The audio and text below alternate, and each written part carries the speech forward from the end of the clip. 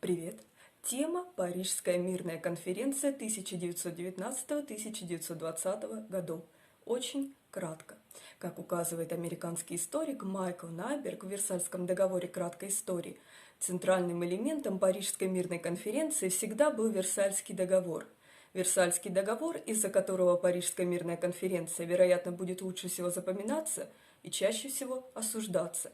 Десятки государственных деятелей, дипломатов и советников, собравшихся в Париже в 1919 году, подверглись резкой критике за написание договоров, которые не смогли обеспечить Европе прочный мир. Даже многие из людей, наиболее глубоко вовлеченные в мирный процесс, признали их недостатки на раннем этапе, в некоторых случаях еще до того, как текст был составлен. Пожалуй, наиболее известен британский экономист Джон Мейнард Кейнс.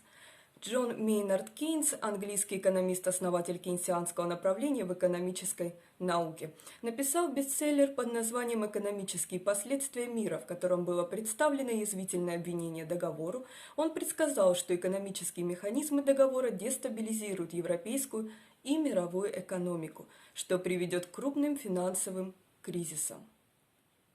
Аналогичным образом американский президент Герберт Гувер в своих мемуарах критиковал Версальский договор за то, что он вызвал мировой экономический кризис, который начался в 1929 году. Парижская мирная конференция 1919-1920 годов была официальной встречей союзников после окончания Первой мировой войны. Собирались, чтобы установить условия мира для центральных держав или Четверного союза во главе с лидерами Великобритании, Франции, Соединенных Штатов и Италии. Это привело к 5 спорным договорам, которые изменили карту Европы и Азии, Африки и островов Тихого океана. Были введены финансовые санкции, Германия и другие проигравшие страны не имели права голоса, что породило политические негодования, длившиеся десятилетиями. В конференции приняли участие дипломаты из 32 стран, и ее основными решениями были создание Лиги наций и 5 мирных договоров. Главным же результатом стал Версальский договор с Германией. Статья 231 договора возлагала всю вину за войну на Германию и ее союзников. Это положение оказалось очень унизительным для Германии и подготовило почву для очень серьезных репараций, которые Германия должна была выплатить. 5 великих держав – Франция, Великобритания, Италия, Япония и Соединенные Штаты – контролировали конференцию, но Япония в дальнейшем отказалась из-за своего небольшого интереса к европейским делам от всего этого. В общем, большая четверка лидеров великих держав, в которую входили американский президент Вудро Вильсон. Можете обратить внимание, о Вудро Вильсоне есть небольшое видео на канале, я оставлю ссылку.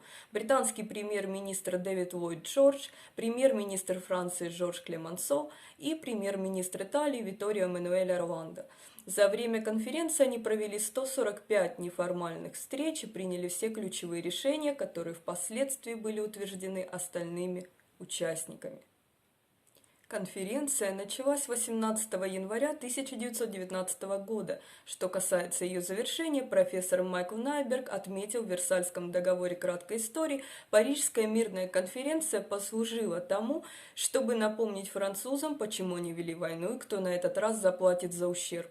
Это также внесло свой вклад к имиджу Парижской мирной конференции, которая мотивирована была в первую очередь местью. Хотя высокопоставленные государственные деятели прекратили работу на конференции в июне 1919 года, формальный процесс на самом деле не закончился до июля 1923 года, до того момента, когда был подписан Лозаннский мирный договор. Лозаннский мирный договор 1923 года – один из основных итоговых документов Лозаннской конференции 1922-23 годов, подписан 24 июля 1923 года Великобританией, Францией, Италией, Японией, Грецией, Румынией, Королевством сербов, хорватов и словенцев с одной стороны и Турцией с другой. Заменил Севрский мирный договор 1920 года.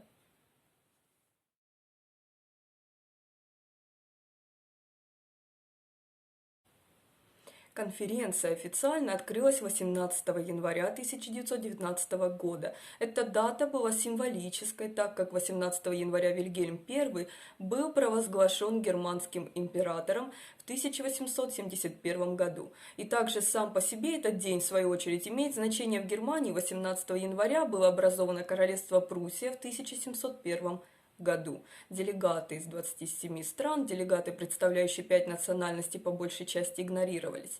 Были назначены 52 комиссии, которые провели 1646 заседаний для подготовки докладов с помощью многих экспертов по темам, касающимся военнопленных, международной авиации и ответственности за войну и так далее. Ключевые рекомендации были включены в Версальский договор с Германией, в котором было 15 глав и 440 пунктов, а также в договоры для других побежденных наций. 5 крупнейших держав – Франция, Великобритания, Италия, США и Япония – контролировали конференцию. На практике же Япония сыграла небольшую роль, как я уже говорила выше. И лидеры Большой Четверки доминировали на конференции. Четверо встречались неофициально 145 раз и приняли все основные решения, которые в свою очередь были ратифицированы другими участниками. На открытых заседаниях были одобрены решения, принятые Большой Четверкой. На Парижской мирной конференции были подготовлены 5 основных мирных договоров. Перечислю затронутые страны. Версальский договор 28 июня 1919 года – Германия. Сен-Жерменский договор 10 сентября 1919 года – Австрия. Нейский договор 27 ноября 1919 года – Болгария. Трианонский договор 4 июня 1920 года – Венгрия. Северский договор от 10 августа 1920 года, впоследствии пересмотрен Лозаннским договором от 24 июля 1923 года – Османская империя, Турецкая республика.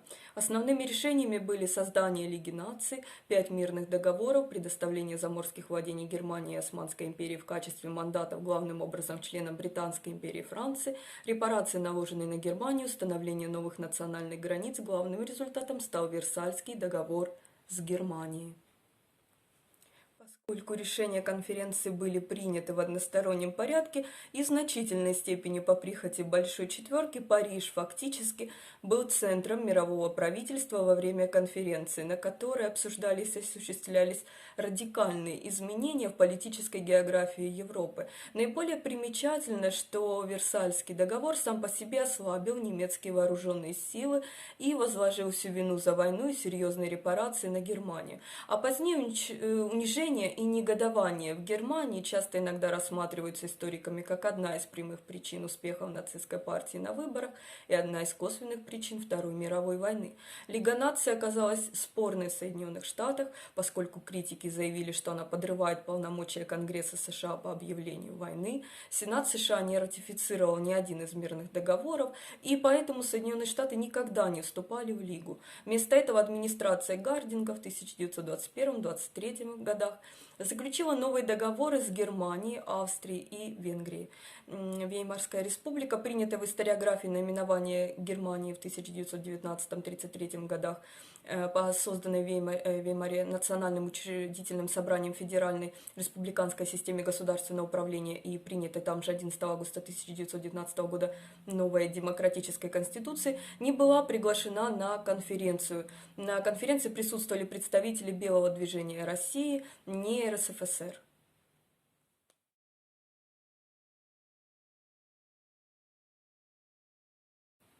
Центральным вопросом конференции были колонии Германии. Австро-Венгрия не имела крупных колоний, Османская империя была отдельным вопросом. Британские доминионы хотели получить награду за свою жертву. Австралия хотела Новую Гвинею, Новая Зеландия хотела Самоа, Южная Африка хотела Юго-Западную Африку. Вудро Вильсон хотел, чтобы Лига управляла всеми немецкими колониями до тех пор, пока они не будут готовы к независимости. Ллойд Джордж понял, что ему необходимо поддержать свои доминионы, и поэтому предложил компромисс существования 3 групп мандатов. Группы ABC или ABC.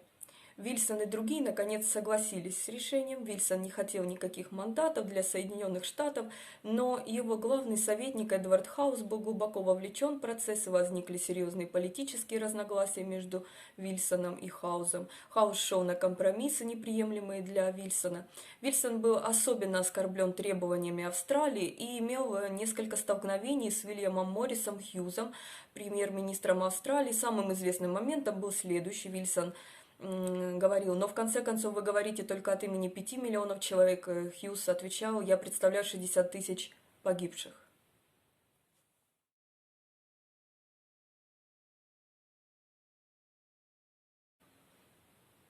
Поддержание интересов Британской империи было главной заботой британских делегатов на конференции. И они прибыли на конференцию с конкретными целями в следующем порядке соблюдением приоритета.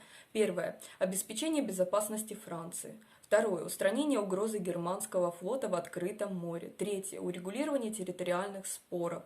Четвертое. Поддержка Лиги наций. Предложение о расовом равенстве, выдвинутое японцами, напрямую не противоречило каким-либо основным британским интересам, но в дальнейшем оно станет основным предметом разногласий внутри делегации. В конечном счете, Великобритания не рассматривала это предложение как одну из основополагающих целей конференции, поэтому делегация была готова пожертвовать предложением, чтобы успокоить австралийскую делегацию. Британцам удалось дать отпор попыткам посланников недавно провозглашенной Ирландской республики изложить свою позицию на конференции по самоопределению, дипломатическому признанию и членству предлагаемой Лиги наций.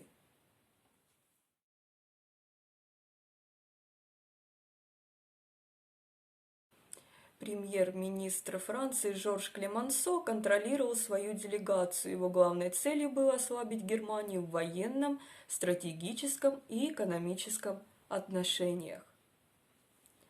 Лично став свидетелем 2 немецких нападений на французскую землю за последние 40 лет, он был непреклонен в том, чтобы Германии не разрешили снова напасть на Францию. В частности, Клемансо добивался совместной американской и британской гарантии безопасности Франции в случае нового нападения Германии.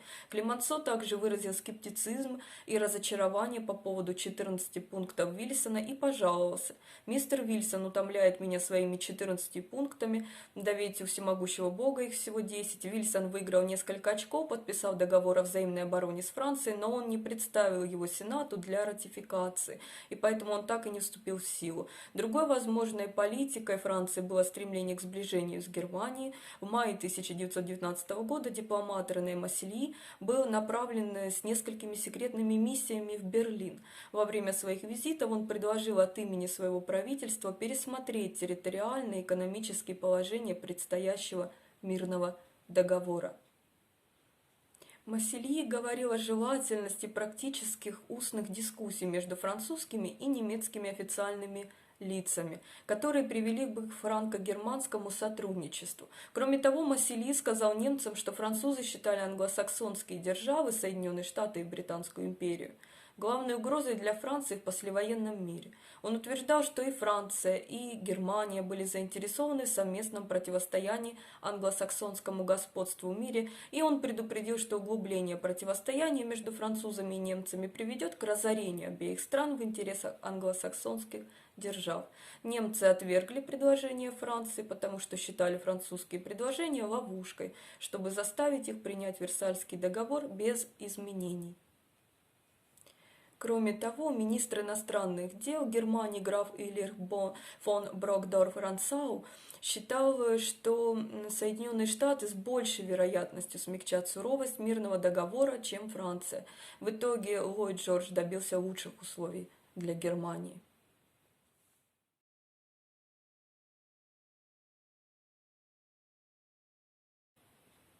В 1914 году Италия оставалась нейтральной, несмотря на Тройственный союз с Германией и Австро-Венгрией. Тройственный союз – военно-политический блок Германии, Австро-Венгрии и Италии, сложившийся в 1879-82 годах и положивший начало разделу Европы на враждующие группировки и подготовке к Первой мировой войны. В 1915 году она присоединилась к союзникам, чтобы получить территории, обещанные Антантой в секретном лондонском договоре пакте.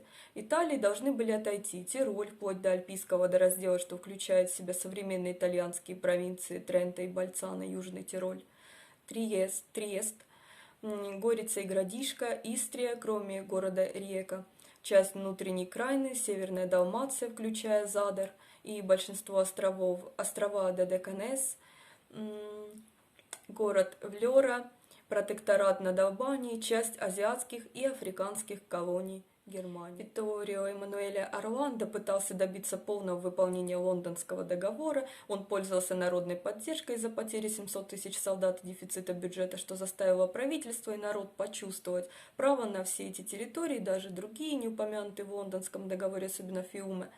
Работа также шла в первую очередь над тем, чтобы обеспечить раздел монархии Габсбургов. На конференции Италия получила Истрию, Триест, Трентино и Южный Тироль. Большая часть Далмации была передана королевству сербов, хорватов и словенцев, а Фиуме оставался спорной территорией, что вызвало возмущение. Орландо получил и другие результаты, такие как постоянное членство Италии в Лиге наций и обещание союзников передать Джубаленд и французскую полосу Аузу итальянским колониям. Были также признаны протектораты над Албанией и Анталией, но националисты сочли войну изуродованной победой, и Орландо в конечном счете был вынужден отказаться от конференции и уйти в отставку. Франческо Саверио Нити занял его место и подписал договор. В Италии было всеобщее разочарование, которое националисты и фашисты использовали для создания идеи, что Италия была предана союзниками и отказалась от того, что было обещано. Это стало причиной общего подъема итальянского фашизма. Орландо отказывался рассматривать войну как изуродованную победу и ответил националистам, призывающим к большему расширению. Италия сегодня великое государство наравне с великими историческими и современными государствами.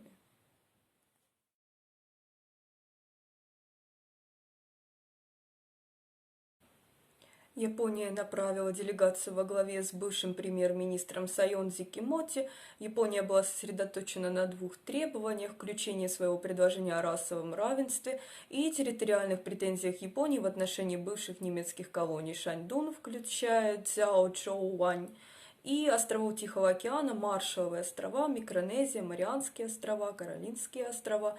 По сути, Макино Нобуаки был де-факто главой, а роль Сайонзи была символической и ограниченной. Вообще японская делегация была недовольна, а затем покинула конференцию.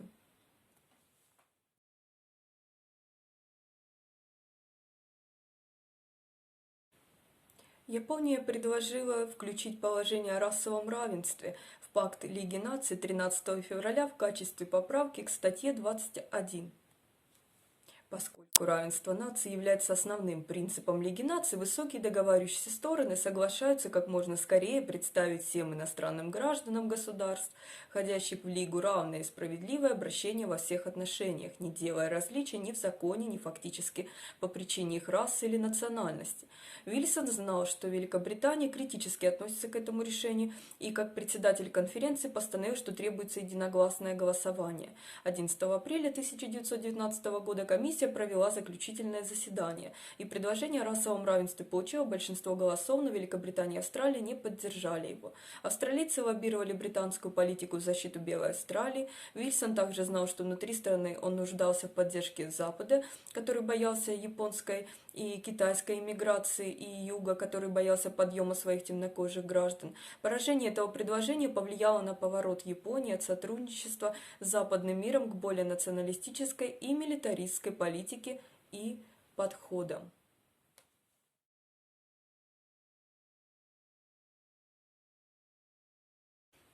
Притязания японцев на Шаньдун столкнулись с серьезными вызовами со стороны китайской патриотической студенческой группы. В 1914 году, в самом начале войны, Япония захватила территорию, которая была предоставлена Германии в 1897 году, а также захватила немецкие острова в Тихом океане к северу от экватора. В 1917 году Япония заключила секретные соглашения с Англией, Францией и Италией, гарантирующие аннексию этих территорий. С Англией было заключено соглашение о поддержки британской аннексии Тихоокеанских островов к югу от экватора, несмотря на в целом прокитайскую точку зрения американской делегации.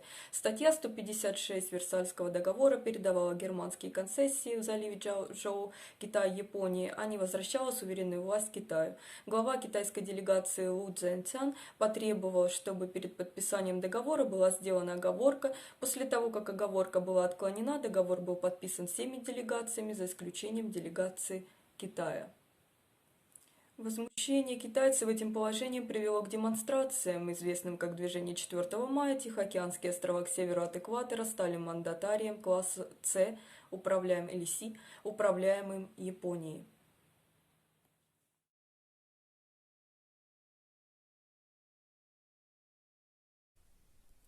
14 пунктов Вильсона 1917 года помогли завоевать многие сердца и умы. Дипломатия Вильсона и его 14 пунктов по сути создали условия для перемирия, которое положило конец Первой мировой войне. Вильсон считал своим долгом и обязанностью перед народами мира быть видной фигурой на мирных переговорах. На него возлагались большие надежды и ожидания в плане выполнения того, что он обещал в послевоенную эпоху. Поступая таким образом, Вильсон в конечном счете начал вести внешнюю политику Соединенных Штатов в сторону интервенционизма. Интервенционизм – это вмешательство правительства в экономические дела или в политические дела другой страны. Правительство, проводящее интервенционизм во внешней политике, это правительство, которое противостоит изоляционизму, чему с тех пор в некоторых внутренних кругах оказывалось сильное сопротивление. Попытки Вильсона добиться признания своих 14 пунктов в конечном счете провалились после того, как Франция и Великобритания отказались принять некоторые из конкретных пунктов и основных принципов. В Европе некоторые из его 14 пунктов противоречили желаниям других держав. Соединенные Штаты не поощряли и не считали, что ответственность за войну, которую статья 231 Версальского договора возлагала только на Германию, была справедливой или оправданной. Только в 1921 году при президенте США Гардинге Соединенные Штаты наконец подписали мирные договоры с центральными державами, отдельно с Германией, Австрией и Венгрией. Соответственно, на Ближнем Востоке переговоры осложнялись конкурирующими целями и требованиями, а также новой системой мандатов. Соединенные Штаты надеялись создать более либеральный и дипломатичный мир, как указано в 14 пунктах, в котором будут уважаться демократия, суверенитет, свобода и самоопределение. Франция стремилась быть доминирующей. Были показательны, конечно же, секретное соглашение Сайкса-Пико. О соглашении есть небольшое видео на канале, я оставлю ссылку. И принятие системы мандатов. Вильсон рекомендовал создать международную комиссию, чтобы выяснить пожелания местных жителей.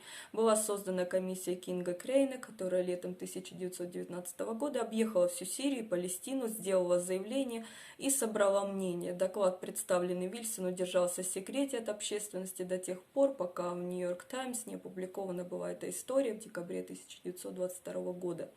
Франция и Великобритания попытались успокоить Вильсона, согласившись на создание его Лиги наций. Однако, поскольку изоляционистские настроения были сильны, а некоторые статьи Устава Лиги противоречили Конституции США, Соединенные Штаты никогда не ратифицировали Версальский договор и не присоединялись к Лиге.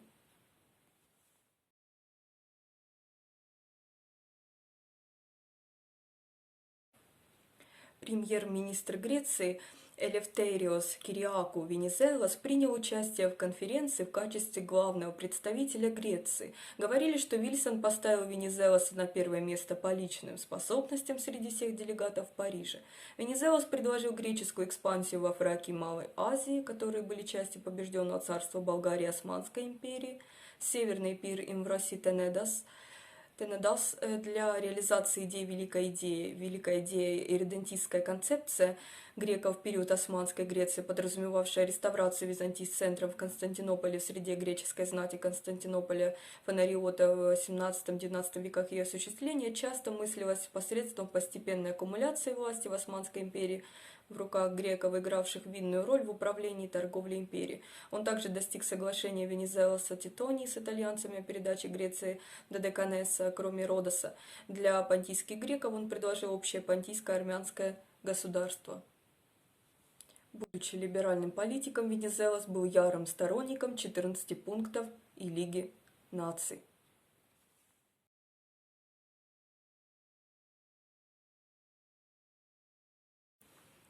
Китайскую делегацию возглавлял Лу Цзэнцян, которого сопровождали Веллингтон Ку и Цао Рулинь. Ку потребовал, чтобы уступки Германии по Шаньдуну были возвращены Китаю. Он также призвал положить конец империалистическим институтам, таким как экстерриториальность, дипломатическая охрана и иностранная аренда. Несмотря на американскую поддержку, мнимый дух самоопределения западные державы отказались от его притязаний, а вместо этого передали германские концессии Японии. Это вызвало массовые студенческие протесты в Китае 4 мая, позже известные как движение 4 мая, что в конечном итоге вынудило правительство отказаться подписать Версальский мирный договор.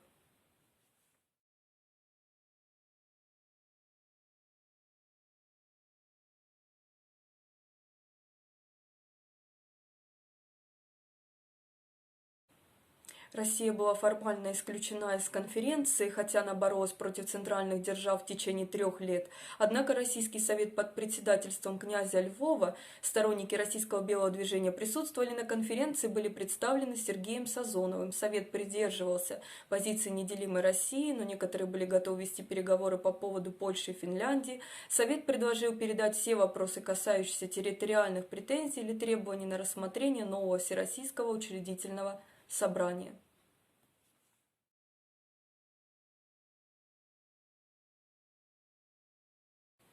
Карта Украины, представленная украинской делегацией на Парижской мирной конференции в заявке, которая в конечном итоге была отклонена, что привело к включению Украины в состав Советского Союза. Кубань тогда была в основном украинской. У Украины была лучшая возможность завоевать признание и поддержку со стороны иностранных держав на конференции.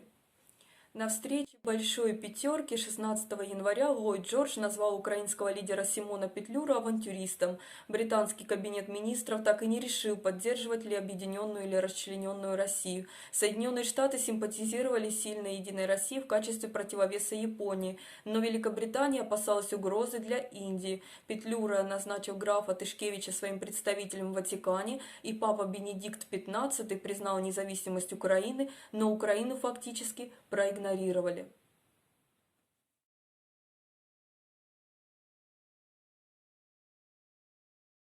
Делегация Белорусской Народной Республики во главе с премьер-министром Антоном Луцкевичем также приняла участие в конференции и попыталась добиться международного признания независимости Беларуси. По дороге на конференцию делегацию принял в Праге президент Чехословакии Томаш Масарик. Про Масарика есть видео на канале, я оставлю ссылку. Во время конференции Луцкевич встретился с министром иностранных дел российского правительства адмирала Александра Ковчака, Сергеем Сазоновым и премьер-министром Польши Игнацием Падеревским.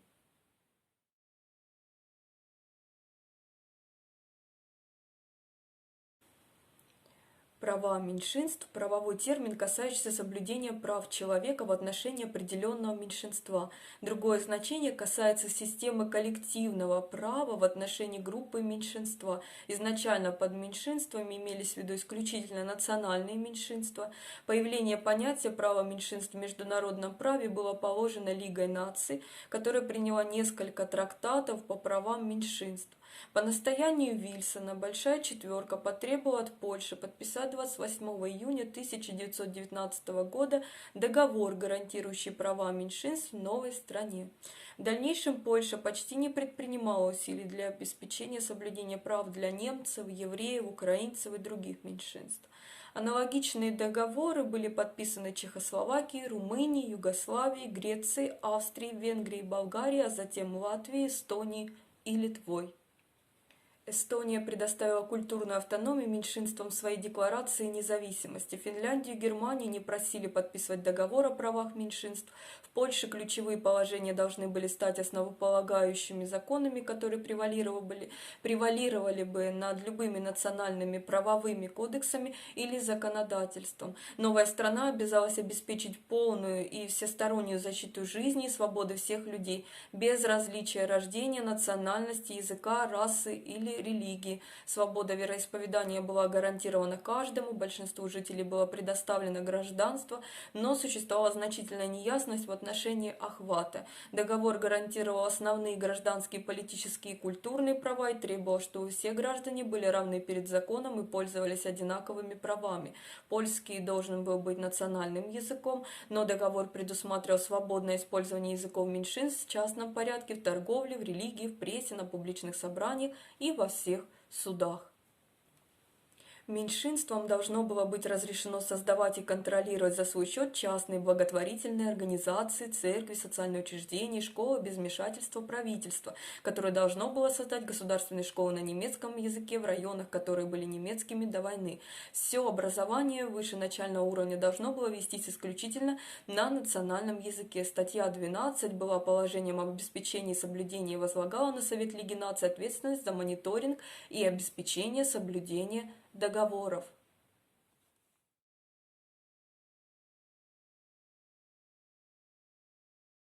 Армения, Азербайджан и Грузия, а также Горская республика, все направили делегацию на конференцию. Их попытки получить защиту от угроз, создаваемых продолжающейся гражданской войной в России, в значительной степени провалились, поскольку ни одна из крупных держав не была заинтересована в получении мандата на Кавказской территории.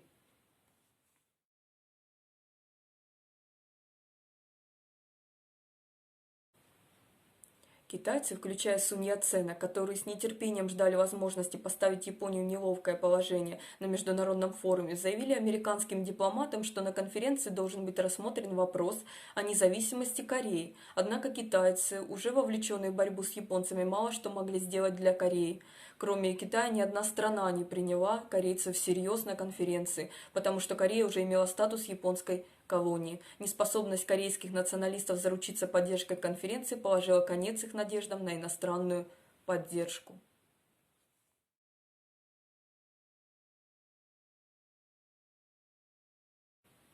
После принятия конференции решения об отделении бывших арабских провинций от Османской империи и применении к ним новой мандатной системы Всемирная сионистская организация 3 февраля 1919 года представила на рассмотрение конференции свои проекты резолюции. Это заявление включало в себя 5 основных пунктов.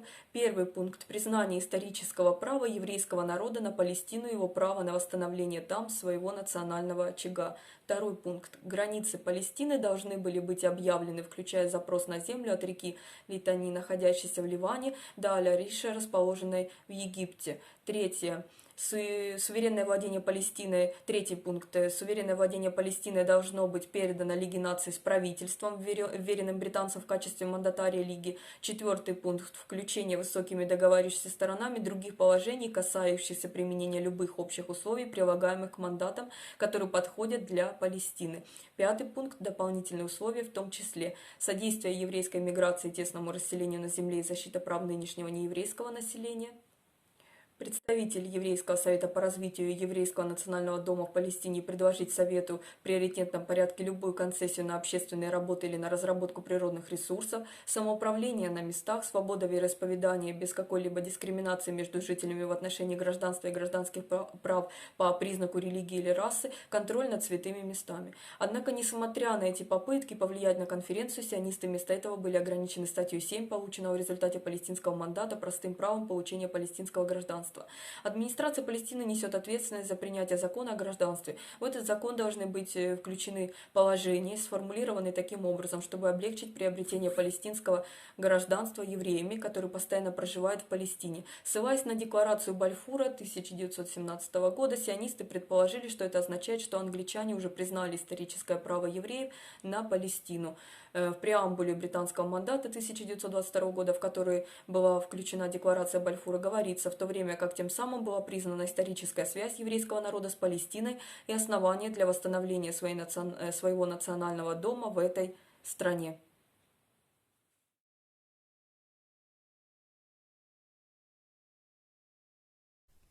Беспрецедентным аспектом конференции было согласованное давление на делегата со стороны Комитета женщин, который стремился установить и закрепить основные социальные, экономические и политические права женщин, такие как избирательное право в рамках мира. Хотя им было отказано в местах на Парижской конференции, руководство Маргариты де Виит-Шлимберже, президента Французского союза за избирательное право женщин, вызвало межсоюзническую женскую конференцию, которая должна была быть созвана с 10 февраля по 10 апреля 1919 года. Межсоюзническая женская конференция лоббировали Вильсона, затем и другие делегаты Парижской конференции, чтобы они приняли женщин в свои комитеты. И ему удалось добиться слушаний в комиссии конференции по международному трудовому законодательству, а затем в комиссии Лиги наций. Одним из ключевых конкретных результатов работы Межсоюзнической женской конференции стала статья 7 Пакта Лиги наций. Все должности в Лиге или в связи с ней, включая секретариат, должны быть открыты в равной степени для мужчин и женщин. В более общем плане Межсоюзническая женская организация поставила вопрос о правах женщин в центр нового мирового порядка, который был установлен в Париже.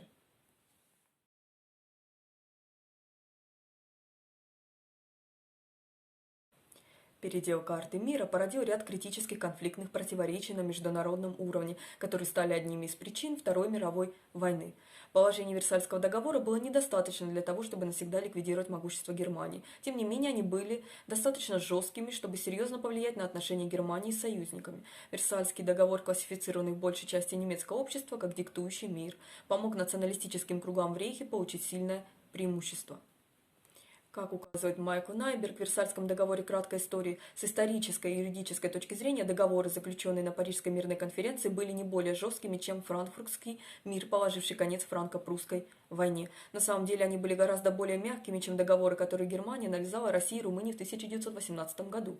Также Майкл Найберг указывает, что французский дипломат Аристид Бриан и его немецкий коллега Густав Штрейземан провели переговоры, Локарнские договоры в 1925 году. Это то, что привело к вступлению Германии в Лигу наций. Это принесло Бриану и Штрейземану Нобелевскую премию мира 1926 года. Про Локарнские договоры можете обратить внимание на видео на канале, я оставлю ссылку. Локарно оставил наследие, которое привело к пакту Келлога-Бриана. Про пакт Келлога-Бриана, Парижский пакт, можете посмотреть небольшое видео на канале, я оставлю ссылку, который ввел отказ от войны как средство разрешения международных споров. Подписание Германии пакта вызвало большой оптимизм во всей Европе. Это также помогло осуществить план Юнга 1929 года. Про план Юнга можете обратить внимание на видео на канале, я оставлю ссылку, который пересмотрел условия военного долга Германии, сократил репарации, предусмотренные Версальским договором, до приемлемого уровня. Если бы не проблемы с международной экономикой, могли бы иметь место дальнейшие акты примирения. Также Майкл Найберг отмечает, сделал Германию и РСФСР государствами-изгоями, союзники непреднамеренно открыли двери для сотрудничества Германии и РСФСР. Это позволило заключить Рапальский договор. Про Рапальский договор есть видео на канале, я оставлю ссылку, который был подписан в 1922 году. Он похоронил все обиды, которые эти двое имели друг против друга, и позволил Германии испытать новую военную технику в России вдали от любопытных французских глаз. Это также дало каждому государству стимул рассматривать Польшу как общего врага, особенно с учетом того, что союзники создали Польшу в основном из бывшей немецкой и российской территории. По мнению Майкла Найберга, серьезные немецкие и французские стратеги истолковали договор таким образом, утверждая, что в 1919 году он оставил Францию в гораздо более слабом положении, чем в 1914 году. В частности, у Франции больше не было союза с Россией, чтобы уравновесить Германию. Интенсивные усилия Франции по превращению Польши в надежного восточного союзника оказались очень сложными. По утверждению Майкла Найберга, Версальский договор не только несет ответственность за тот ад, через который прошла Европа, весь мир спустя время, но он сыграл решающую роль. Если мы хотим понять дипломатию, деколонизацию, Вторую мировую войну и 20 век в целом, то нет лучшего места для начала, чем Первая мировая война и договор, который пытался положить ей конец. Истинного мира в Европе не было еще много десятилетий. После Второй мировой войны опасная холодная война.